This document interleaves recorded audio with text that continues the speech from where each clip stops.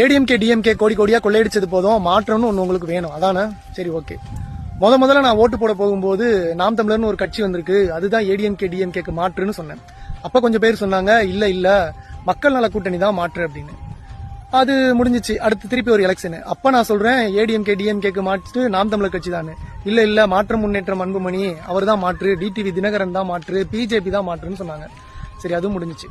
அடுத்து திருப்பி இந்த எலெக்ஷன்ல நான் சொல்றேன் திருப்பியும் நாம் தமிழர் கட்சி தான் மாற்று அப்படின்னு. இல்ல மக்கள் நீதி மையம்னு ஒரு கட்சி வந்திருக்கு, மேற்கத்திய நாடுகள்ல பேசின மைய அரசியல் கொள்கையை இந்திய வரலாற்றுல பேசின ஒரே அரசியல் தலைவர் நம்மளோட அவர் பேர் என்ன, ஆண்டவர் தான் அப்படின்னு ஃபயர் விட்டாங்க.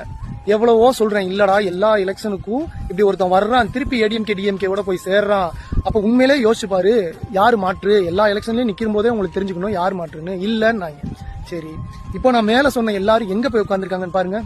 ஏடிஎம்கேலையும் டிஎம்கேலையும் போய் உட்காந்துருக்காங்க, 2 சீட்டையும் 10 ரூபா பணத்தையும் வாங்கிக்கிட்டு உட்காந்துக்கிறாங்க.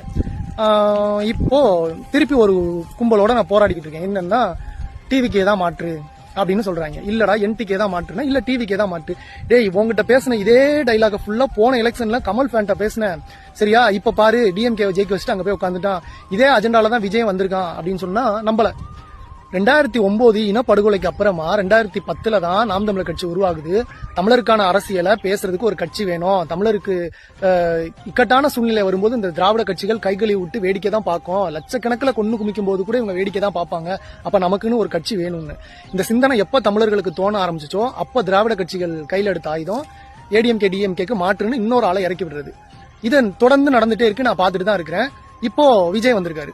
சரி, நிறைய பேர் சொன்னாங்க அது எப்படி விஜய் வந்து அவர் ஜெயிக்கிறதுக்காக வந்திருக்காரு அப்படின்னு, இல்ல திராவிட கட்சிகளை ஒழிக்கிறதுக்காக வந்திருக்காரு அப்படின்னு. விஜயோட பிரச்சாரத்தை மொத்தமா பாத்தீங்க அப்படின்னா, ஒன்னு ஏர்போர்ட் இருக்கிற ஒரு மாவட்டமா இருக்கணும், இல்லாட்டி அவர் போற இடம் ஒரு மாவட்டத்தோட தலைநகரா இருக்கணும். இப்படி மட்டுமே பிரச்சாரம் போய்கிட்டு இருக்கல, ஒரு இடத்துல மட்டும் அந்த ரூல்ஸ் எல்லாம் பிரேக் பண்ணிட்டு ரொம்ப தூரம் டிராவல் பண்ணி ஒரு இடத்துக்கு பிரச்சாரத்துக்கு போறாரு.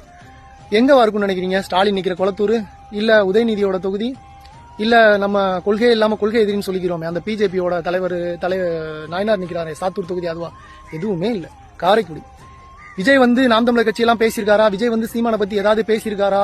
சொல்லு பாப்போம் அப்படின்னு கேட்கிறவன்லாம் மெனக்கட்டு இங்க இருந்து காரைக்குடிக்கு மட்டும் எந்த கட்சி தலைவர்களோட தொகுதியிலையும் பிரச்சாரம் செய்யாத விஜய் பிரச்சாரம் செஞ்ச ஒரே தலைவரோட தொகுதினா நாம் தமிழர் கட்சி. இப்ப யோசிச்சு பாருங்க, ஒரு இன எழுச்சியை தடுக்கிறதுக்காக இந்த திராவிட கட்சிகள் என்னெல்லாம் பண்ணுது அப்படின்னு. இப்ப இந்த வீடியோவை நான் இப்ப அப்லோட் பண்றேன், சரியா? இதுக்கு கீழே வந்து கமெண்ட் பண்ற டிவிக்கே காரன்லாம் உன்னோட போன் நம்பர் அட்ரஸ் நீ கமெண்ட் பண்ணு.